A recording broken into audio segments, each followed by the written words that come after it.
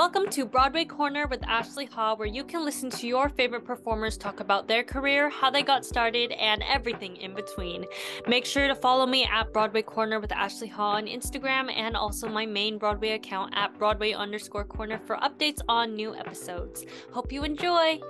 Today we are speaking to a star of the Broadway show K-pop, and she is the M in Artemis. It's Mina Lin. Yay! Anyway, Kate recently made her Broadway debut playing Miyeon in K-pop on Broadway. She is an 18-year-old Korean and Taiwanese actress who's been working in the industry for 5 years, so she's obviously not a newbie to this. And she even deferred her acceptance to USC's musical theater program to be in K-pop, and she was the youngest cast member out of everyone. So, Kate, it is so nice to finally meet you, and how are you today? I'm great. How are you? I'm doing amazing, obviously, because I get to talk to you. And I mean, it's so exciting. This is our first K-pop episode of kind of maybe our little mini series. So super exciting.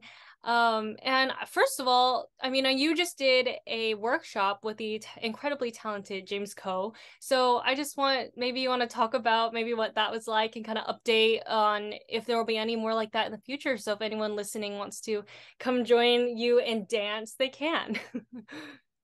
Yeah, that yesterday was amazing. It was the first time I've ever choreographed and done a collaboration with somebody, and I'm glad it was James. We kind of just got together for like an hour or two, pulled some things together, and just had a little bit of fun. It was the first time I've ever taught something that was my level to other people, because normally I teach smaller ones, and it was an amazing experience, and we're definitely going to do it more. Mhm. Yeah, no, I mean, Yeah. I would totally go if I was able to. And maybe if you ever come back to LA, then I'll totally be there if it's in the next year or so.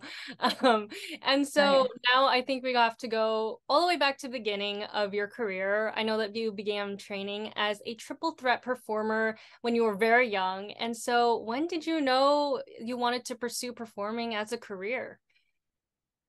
Um, so kind of like all dancers, I have ADHD. And it was really bad at that time.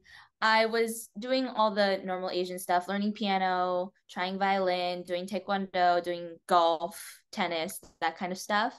And I could never focus. I always jumped from one thing to the other. So there was a moment where my grandma saw me just staring at myself in the mirror during a taekwondo class. I got kicked out because I wasn't paying attention. I was just looking at the mirror, and she's like, why not put her in a dance class? It Hmm. has a mirror, it gets her to move, and it's with music. So I started taking dance around 5, 6 years old. From then on, I around 8 years old, after I started competing in dance, I was like, you know what? I can't dance forever. I don't know why my 8-year-old self was like, I want to do more. You're very mature Yeah. for your age. Yeah. I'm like, I can't dance forever. I'm gonna get old. And so I'm just like, so my mom's a singer. So I was just like, Mom, I want to learn how to sing. She's like, okay. And I'm like, I want to learn how to act. Okay. So yeah, that's kind of how I got into it. With the industry, as a dancer, I wanted to be a Laker girl. So that one line that I have in K-pop, Uh-huh. that was true Yeah. at that time. And I did want to be a Laker girl, which was like my first step into the industry, at least as a dancer. So I signed with an agency, started auditioning, did some small Nickelodeon thing, which was like a one-liner. And I'm like, you know what? I like being the one with the lines. So I Mm. started taking more acting classes and was like, I want to pursue acting as like another part of my career. So Hmm. that's when it all kind of meshed together. Yeah, I mean, obviously, you're very skilled in dancing, singing, and acting. I mean, you've got everything. And obviously, you started very young, so it's kind of like, you're able to do kind of go into anything. And I know you also have like tumbling experience, which like I'm sure this makes you kind of your, you kind of know and aware of like your body and kind of things that you can do with it, which I think is just like really, really cool that you're just trying to expand, I guess your toolbox of talents. Um, just so that, you can be in this industry where now you have to be able to do everything and do everything well, which is something I think that you do very well. And then with K-pop, I mean, I know you started working on it, I think because I was talking to Joey Parnes, and he Yeah. was saying that you began when like doing the workshops when you were 15. So that was like, Yeah. obviously a few years ago. So how did you first get involved? When did you first hear about it? Because for me, I didn't really hear anything about the show until I met Helen Park this summer Mm. when I was at Broadway Con. And then it just kind of like Oh. knowledge went from there of kind of the show and trying to figure it out. But obviously for you, you were involved with it very early on. So can you just talk about that a little? No, yeah, I wouldn't have known about it. A lot of people don't know this story. I wouldn't have known about it if it weren't for Jinu. Mm. Um, he plays Junie in the show, the very really good-looking K-drama like dude. Yes. Yeah. Um, I was already prepping for like small auditions in the theater world, and at that time my dream role was Kim in Miss Saigon. Mm. So I posted a video of me singing "I'd Give My Life for You," Mhm. and I was like 14 around this time, and because Chinu was a part of the touring cast of Miss Saigon at that time, Yeah, yeah. he follows the hashtag. And Mhm. because I hashtagged it, he saw it. He DM'd me and he was like, "Have you ever thought of auditioning for K-pop?" I'm like, "I'm sorry, my Korean's terrible and I don't live in Korea." He's like, "No, no, no, no. It's a Broadway show." And I'm like, "This is a scam. Like, this is such a scam." Oh my gosh. So I showed it to my mom and she was just like, "You know what? Maybe this is a thing." So my mom looked it up on Playbill and it Uh-huh. was true. They were looking for people to audition. And I'm like, this is real? Like a Broadway show about pop? You're like, you're just Okay. lying. I know. I'm like, this is such a scam. This can't be real. And uh Tinu was like, "Why don't you come see Miss Saigon in Second Stream Theater Mhm. and bring your mom and I can bring you backstage and we could talk about it." And I'm like, "Okay, this guy knows what he's doing. Okay, we'll go." So I meet him in person. I give him my information. He passes it on to Helen, and then Helen passes it on to the rest of the creatives. And then from there, I did like a self tape, did a callback in LA because Helen just happened to be in California. And Mhm. then I did my second callback in New York. And then from there, I waited a couple months before they were like gonna offer me the job. Mhm. So I yeah, it was a that very long process. That's amazing. I mean, just the fact that you posting your video and then, like Yeah. seeing it is kind of, it means that it's all meant to be. I mean, for me, especially, like I obviously very present on social media and always posting. Well, like now recently I've been trying to, promote myself because I used to not be a part of like my brand at all, being Broadway underscore corner, I guess.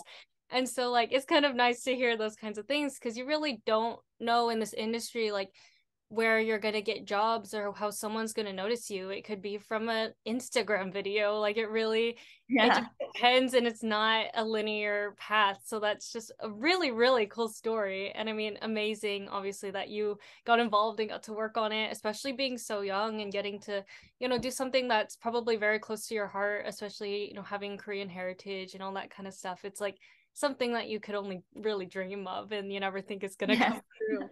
And what was your reaction to booking the show? I mean, I've seen videos of people where like their mom will be recording them like bawling on the floor. Like, what was kind of your little story that you might have? I wish my mom had the idea to film it, but she Oh didn't. no. Yeah, I got the call from my manager saying, "So they called us and they want to give you an offer." Like they normally say we want to give them the offer, but wait until we send you the actual contract. Mhm. So he was like, "They want to give you the offer," and I'm like, "Wait, for real?" And he's like, "Yeah, I'm for real." And I'm like, "Oh my gosh." I didn't cry, but like at the same time, I'm like, "Am I ready though to Mhm. like move to New York and like do all of this?"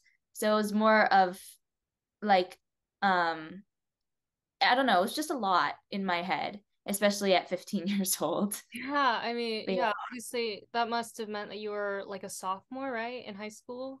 yeah.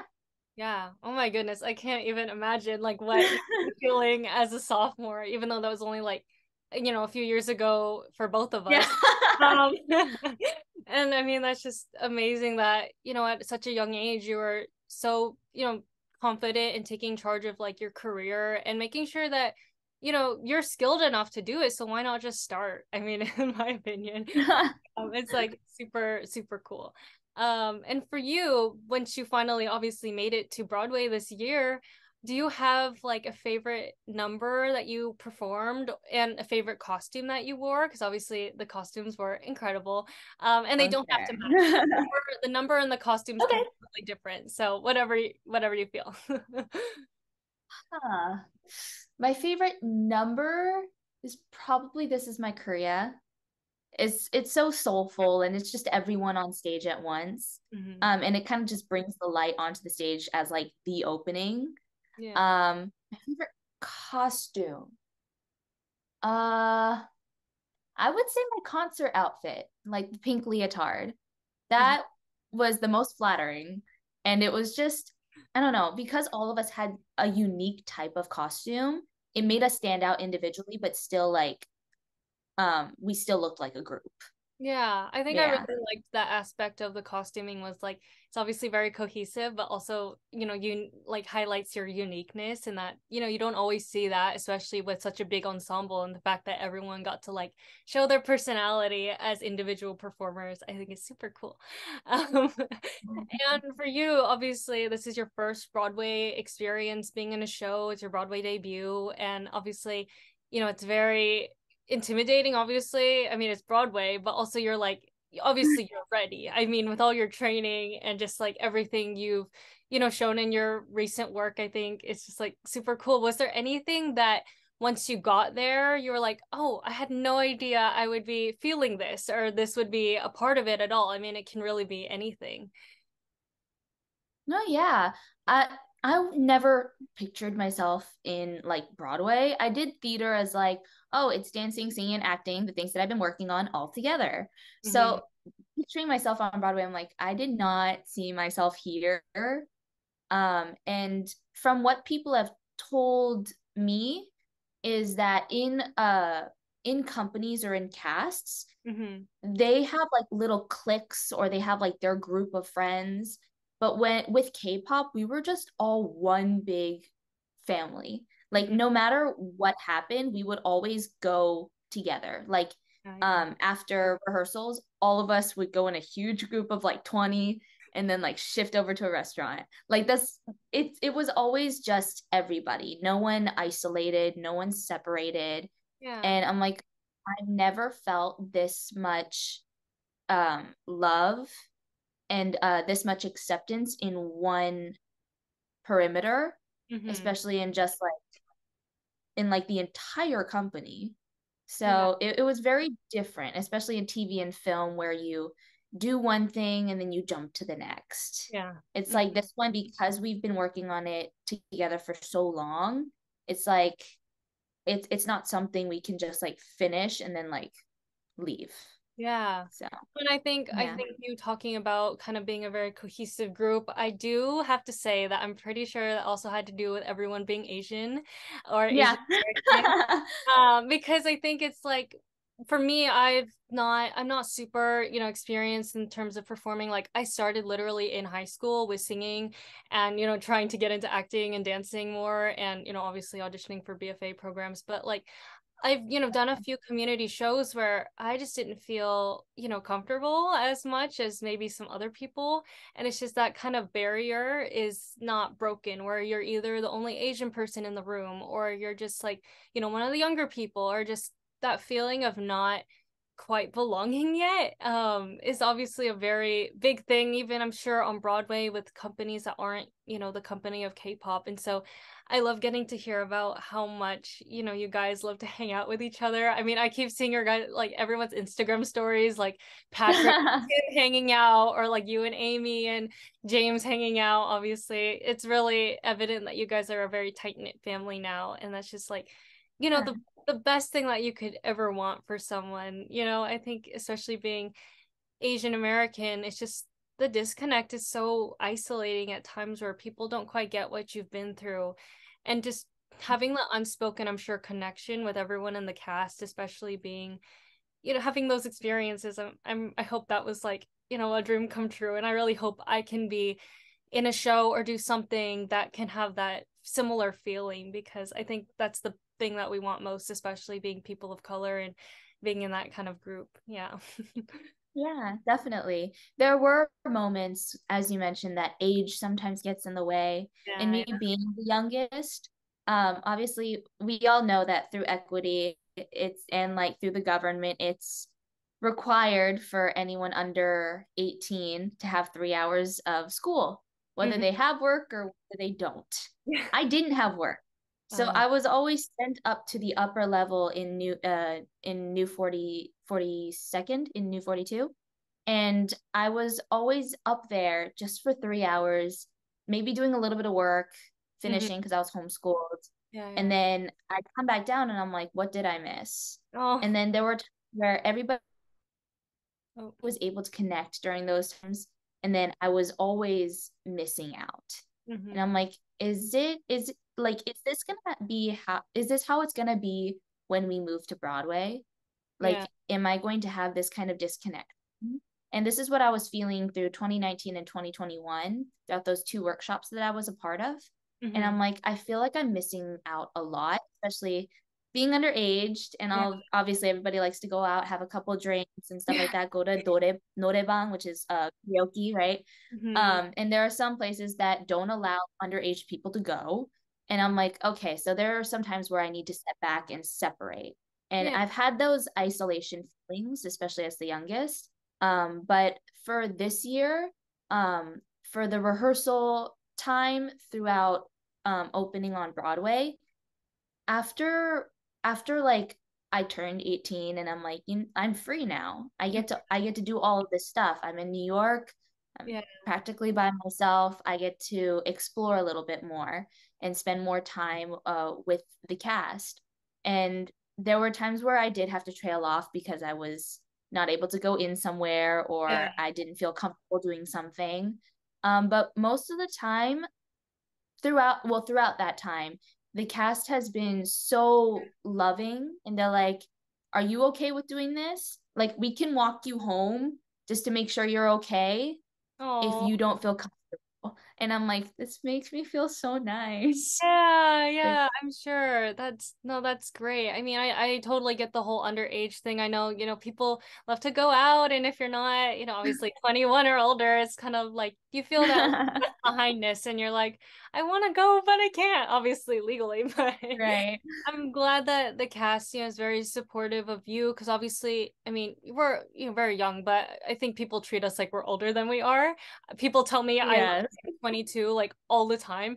Um, like I think I don't even know if that's a some of the, compliment I or don't know. I don't, maybe because teenagers are immature, who knows? But like I think even some of the K-pop crew are like, you're only 17, like, or what? Are you kidding? Or you know, I totally understand that, but I mean, it's great that, you know, they'd offer to walk you home or just at least consider your feelings because I think that's, you know, very important, especially for young people who are working, because that's always a very different experience than when you're an adult, whether you have to do school or you have to do this or that or have rules or have a guardian over you. Like when you're, you know, younger than 16, it's like, you know, all those little things that you don't quite think about, especially for being on Broadway. And so I'm glad that, like, you know, you got to be 18 when you were actually doing Broadway yes. for those few months and getting to enjoy all that kind of stuff. And for you, do you have any, like, did you have any backstage rituals, like either before the show or like a high five with a dresser or like a certain hug or a certain moment where you just like wave to somebody that, you know, you kind of cultivated over the few months that you guys were on Broadway? Oh, yes, we had multiple. So there were a lot of birthdays during previews. Mm-hmm. So we would always gather in the stairwell, which is like, I don't know, it's a pretty long stairwell.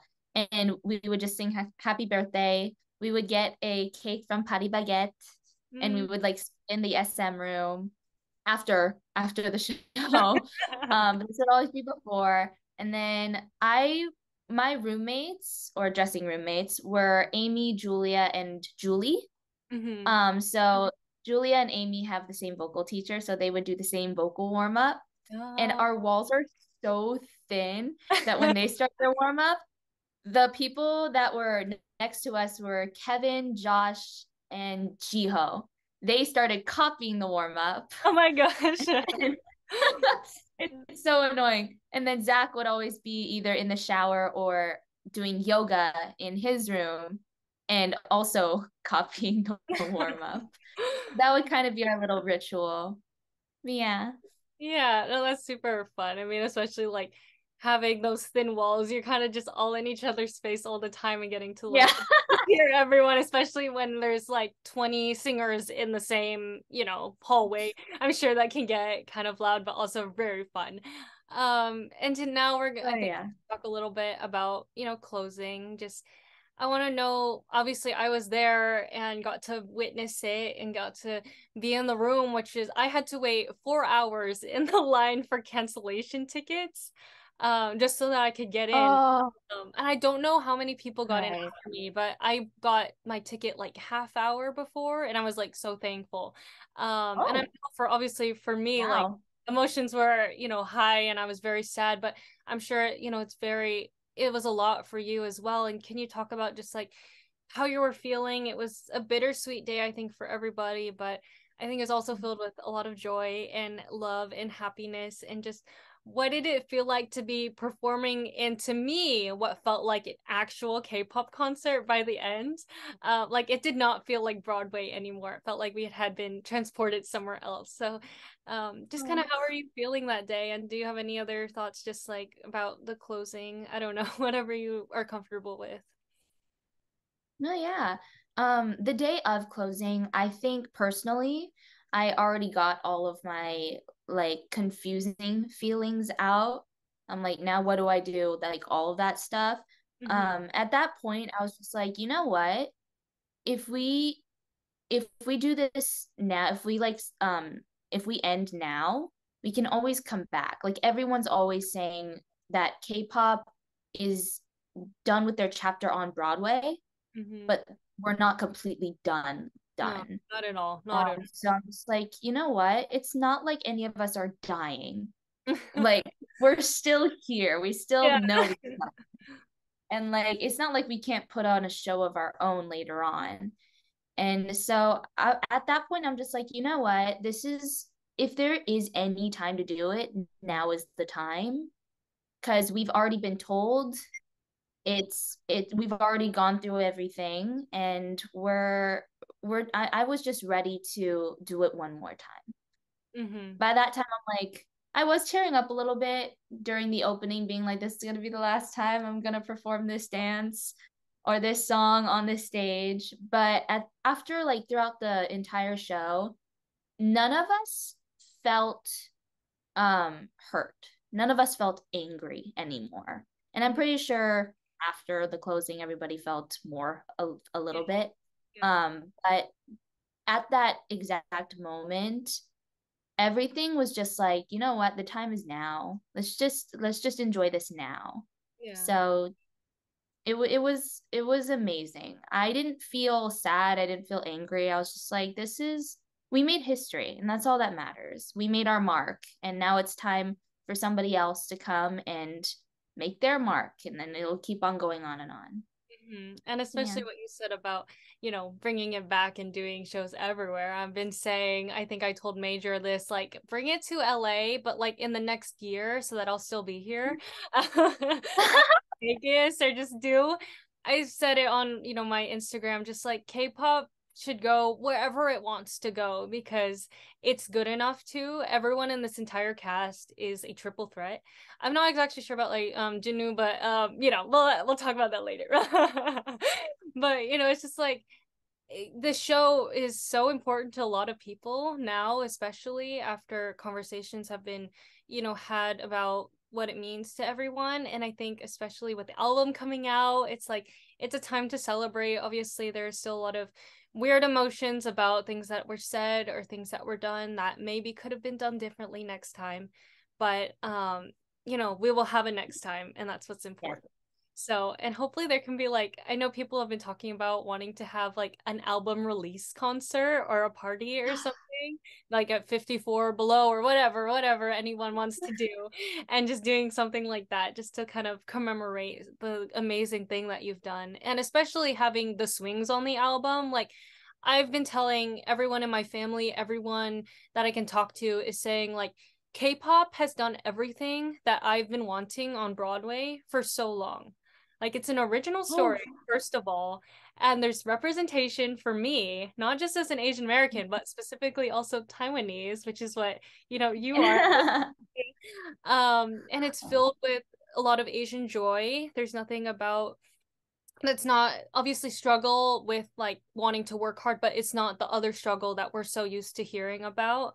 And the swings were on the album. Understudies and swings never get to be on it. So like that in itself is just groundbreaking.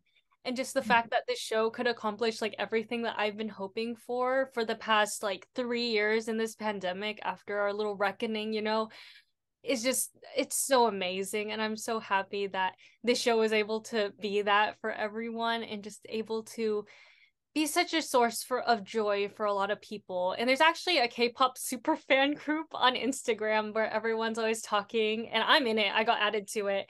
Oh my gosh. Everyone's talking about like, everything the cast is doing and making sure to update everyone on your dance classes or anything like that. And just making sure that we keep that joy and trying to like support you guys as much as we can. So thank you. Oh, that means so much to me. And I bet if you told everybody else, we'd all be bawling on the floor. I'll have to tell James on Friday. I'll make sure to make him try to make Yes. and for you, this is going back to kind of, I guess, your roots as a performer. Like, what is your advice for young Asian American kids who want to pursue performing? Because you've been doing this pretty much your whole life, and I know I've read some other interviews with you. It seems like you're a very hard worker, you're very determined, and you're determined to not let us be put in boxes, especially being Asian. So just what is your advice for the young kids who want to do this for a living? No, yeah, it's hard. Like, I'm not gonna lie, it's so brutal. Mhm. And there are going to be many, many moments where you make it, or like you're right at the rim of it, and then you get dropped right away. And it's going to hurt. And it's going to happen multiple, multiple times. And throughout that process, all of it, as long as you know, like by yourself, as long as you yourself know that it's not you, it's the world that you're in, and the path you decided to take. it's not about it's not about how bad you did, or how they may have not liked you, or you made the wrong artistic decision. It's nothing like that. It's just, that's not your moment, that's not your part, that's not your time. But I'm a Christian, so I always say to myself, God knows there's Mhm. always a path. And if he takes something away, that just means he's going to give you something so much bigger later on. Mhm. Yeah, I'm So, also Christian, and yeah, yeah. I totally believe that things happen for a reason. I recently got rejected from my dream school for, my BFA. It was my early decision school, so I wanted to be, all done and have a path, but obviously, I guess that wasn't exactly the plan that God had for me. And just thank you so much for, reiterating that and helping me, just kind of like think about all those stuff, especially being Asian, because it's like you go to an audition, you don't get it, and someone who will always get the role seems to always get it, and you're like, is it me? What am I doing wrong? I'm just as good as Yeah. them, maybe if not, even better. And I think Abraham said, you have to work like twice as hard, 4 times as hard as everyone else just to get the same recognition. And also like we have to work now so that it can be easier for them later, because it's tough, and it really is just like, just heartbreaking. Just when you hear about all these experiences that kids have gone through, and it's like they shouldn't have to be worrying about all that kind of stuff right now. Yeah. Just be worrying about being a little kid. Yes. Our time is coming, and I feel like it's very, very soon. Yeah. And I K-pop was just one part of paving the way. And then more BIPOC stories are coming out, and I'm always going to be there to support and put in my work and effort. Hmm. But yeah, it's something that we can't just breeze over. It's not something that could be like, oh no, it's okay. Like I'm fine. No, you have to feel the feelings. It's you're gonna have to feel the hurt in order for you to keep on going. Yeah. Yeah. No, that's totally exactly, what everyone needs to hear right now. And I wanted to ask, like, for you, I don't know how connected you are specifically to your Taiwanese heritage, but how did it feel to be representing Taiwanese Americans like on stage? Because I know for me, it's very tough trying to find people that are Taiwanese because there aren't a whole lot of us out there that actually are in the performing arts, especially. So once, I was kind of doing more research into the show and about the people in it, and I saw like Korean and Taiwanese. I was like, oh my goodness. And so I like told my mom, told my grandma who like were, proud of being Taiwanese. And so like it changed everything for me and allowed me to see myself in a more specific way, not just being, Asian. Cause like I'm not Korean at all. So it's like I don't have the specific Korean tied to the show, but just being Asian has been enough for me, I think, especially. Right. So like what did it feel like for you? I don't know if anyone else has reached out to you about, the fact that you're representing Taiwanese Americans, but just how did it feel, I guess? One person actually did reach out to me. She took class yesterday. It was amazing. And in my own way, I'm like always trying to point out that I am both. Hmm. I'm half and half because a lot of people would either just subject me to Korean Yeah. or just being Asian American. And a lot of people forget that I'm Taiwanese. Hmm. And when I was doing the show, Zach is Chinese, James is Chinese, Eddie's Chinese. And I'm Hmm. like, okay, that's Well, amazing. and Julia's Filipino, right? I think. Julia's Filipino, Yeah, yes. yeah, yeah. And I'm like, this is great. We're all a mix of different things. We're not just Korean. And I'm like, okay, I can relate to that.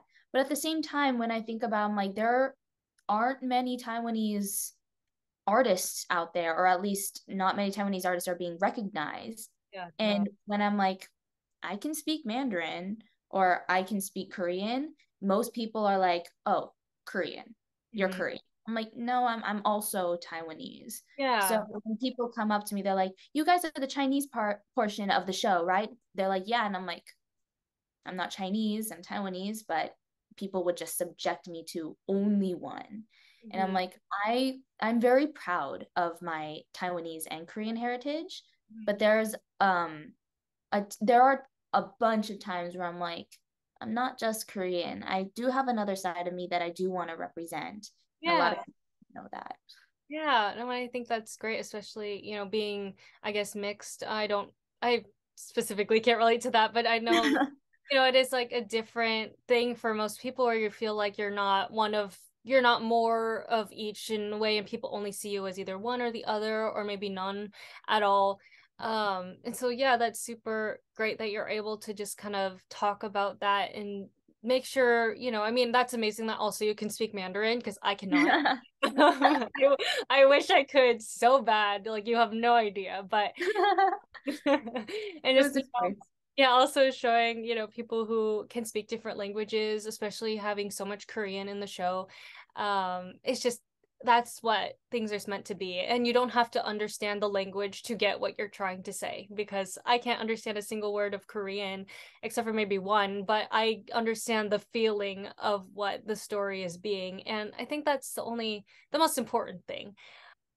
Can you talk about your experience auditioning for BFA programs? Obviously, because I'm in the middle of that, and that's extremely scary. Oh And yeah. I'm currently, in the middle of getting all those pre-screen passes and scheduling auditions for like February and January. And it's really hard to stay positive. Obviously, K-pop and getting to talk to you and doing things like this has really helped boost my morale, but it's really tough. And I'm sure for you, since you're already working and you are doing this at the same, like doing BFA auditions at the exact same time, like How did you stay sane, especially since, there was the prospect of K-pop coming to Broadway and like sometimes it's hard to keep your eye on everything at once, but I guess in a way, how did you do it? Oh yeah, there was a lot of things going on during my audition process. So, you know how a lot of people say for theater majors, you have to apply for like 20 to 23 schools. That Yeah. is so not true. You can if you have that many schools you feel like you want to go to. Yeah. I personally did not. Because it didn't make any sense to me to go to a school that's not in the East Coast or not based in LA. It Yeah. just doesn't make sense because why would you do that when you can be in the actual environment? I totally Uh, get that. Yeah. yeah. And I also had the contract for K-pop already while I was auditioning. I was Mm. just like, because COVID was going on and everything, and our pre-Broadway run in DC got canceled. We're Yeah. like, I'm just like, what if Broadway gets held back? Like, I'm gonna miss a year of college, that kind of thing. So I took seven of my top schools that I wanted to apply for, just did my auditions because I was preparing the same songs for those specific auditions Hmm. 2 years in advance. I've had the monologues, I got my Shakespeare monologue intact. I went to a couple of teachers just to help me perfect it a little bit, but not too much to where I could be like, okay, I don't want to be completely perfect Yeah. because if or like so over modified to where when these people are watching it or the admissions are watching it, they're like, what can we teach this girl? Yeah. Like she's so focused on correcting it herself. What can us as teachers actually teach her? So I'm Hmm. just like, okay, that makes sense. So I'll just do it to where I feel comfortable. I feel where I feel comfortable, confident in sending it in.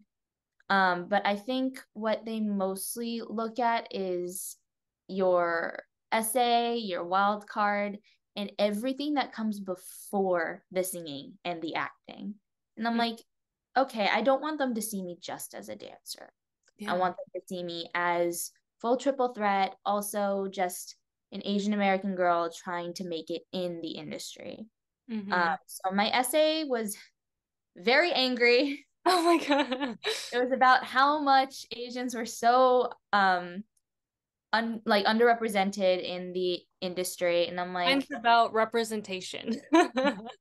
Yeah. yes. Very similar, like I said.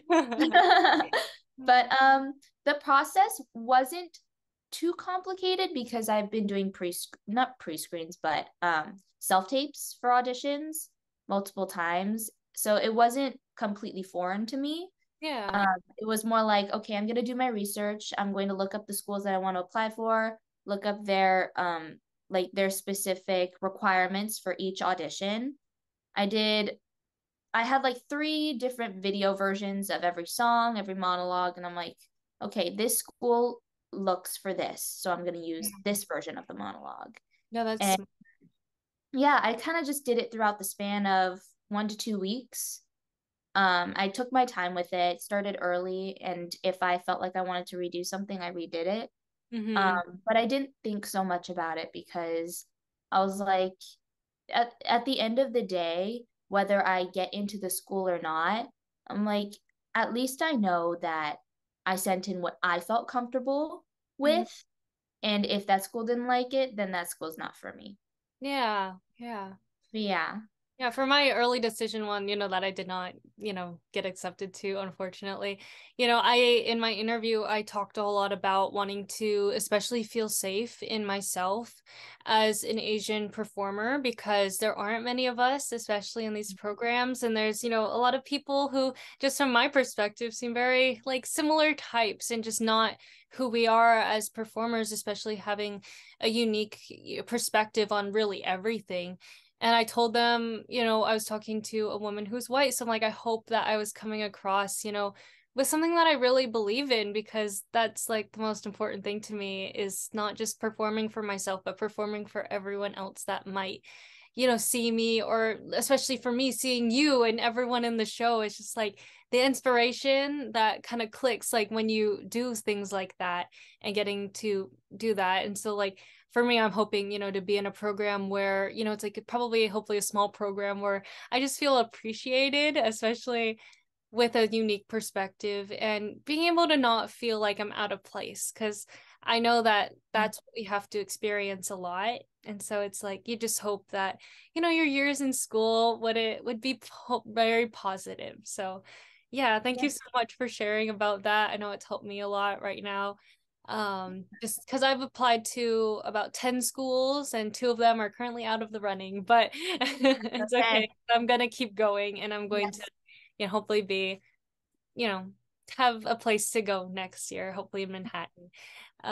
Yeah, and I know you've been very open about talking about that, wanting to be treated as a triple threat. You're not just a dancer, you're an incredible singer. If you haven't already, like, if people listening, if you haven't checked out Kate's like YouTube or Instagram, like covers of songs, like, I mean, she's incredible. I mean, I love the videos that you did with like, I think it was the songs from Six.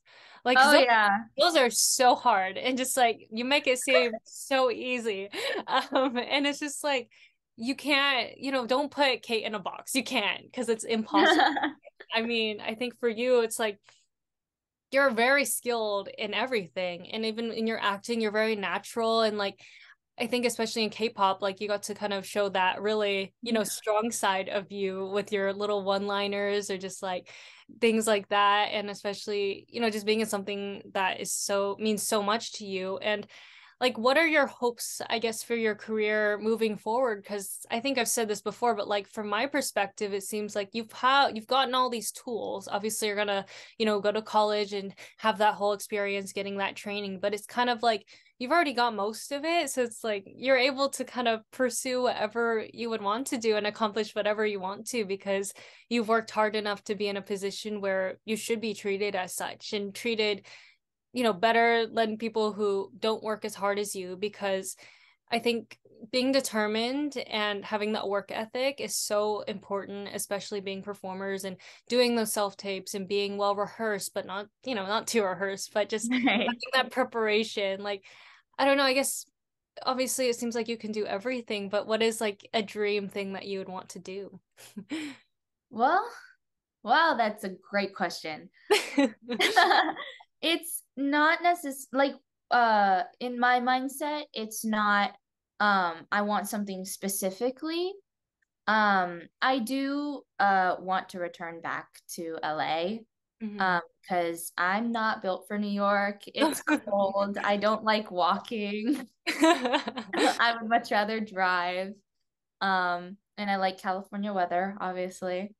Um, but like film and television is something that I started in film and television, and especially in theater, I was always told that my acting was too minimal, or my acting is a little bit too soft, because I was used to training with knowing that the camera's going to be right here.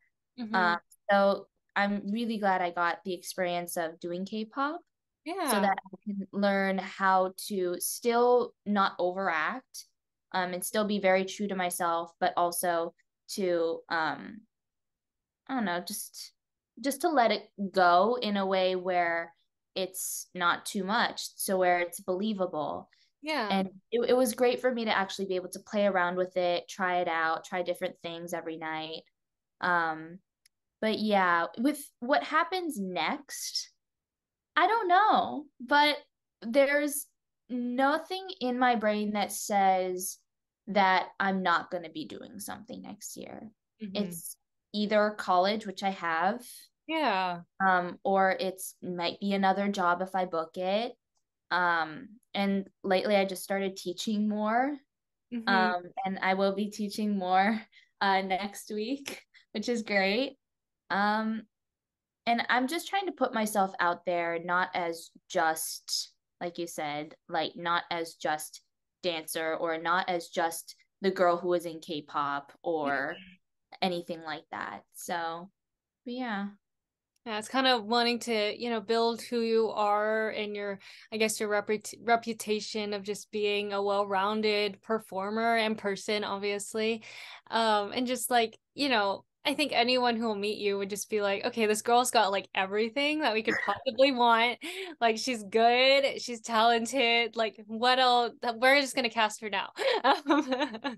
And just like I hope that everyone that meets you just gets that feeling because I know, especially from watching everyone in K-pop, like every single one of you have that.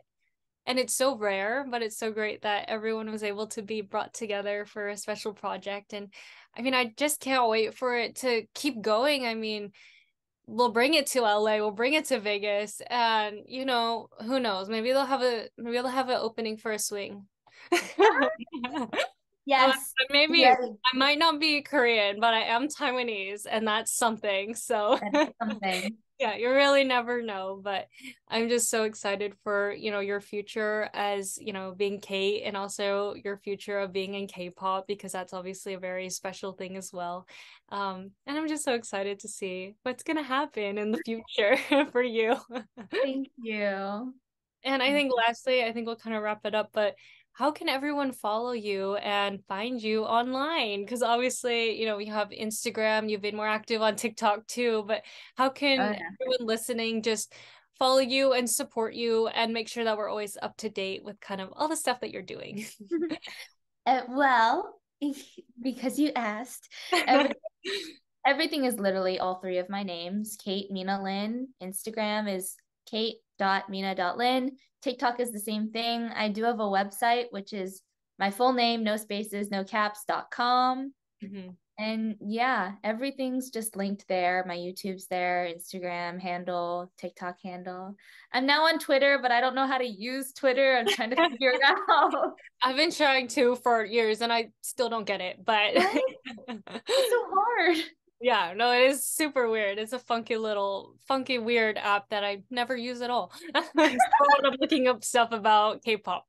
Ah, Yeah, anyway, Kate, it was so awesome getting to talk to you today.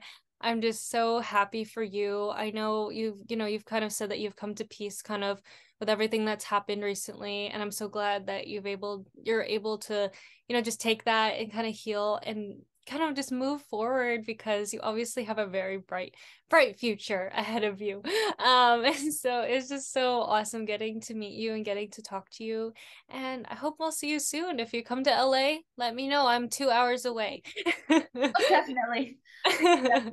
It was Yeah, awesome speaking to you. Thank you so much. thank you. I'm just blown away by this cast and production, especially you being so close in age to me and just being like, okay, this isn't some far off dream that I need to wait 4 years to do. It's like you can just start now where you are because I think you're, you know, living proof of that dreams do come true and that you can make it happen if you work hard enough. So thank Yeah. you. No, thank you. This was amazing. Yeah. And I can't wait for everyone else to get to share their thoughts on the, you know, the show and get to just like pretty much do the same thing that we're doing here because I think these are the best kinds of conversations that we can have. So, yay. Thank you so much for listening to this episode of Broadway Corner with Ashley Ha. Make sure you're following me on Instagram at Broadway Corner with Ashley Ha and Broadway_corner. And make sure you're following Kate at kate.mina.lin. Thank you so much for listening.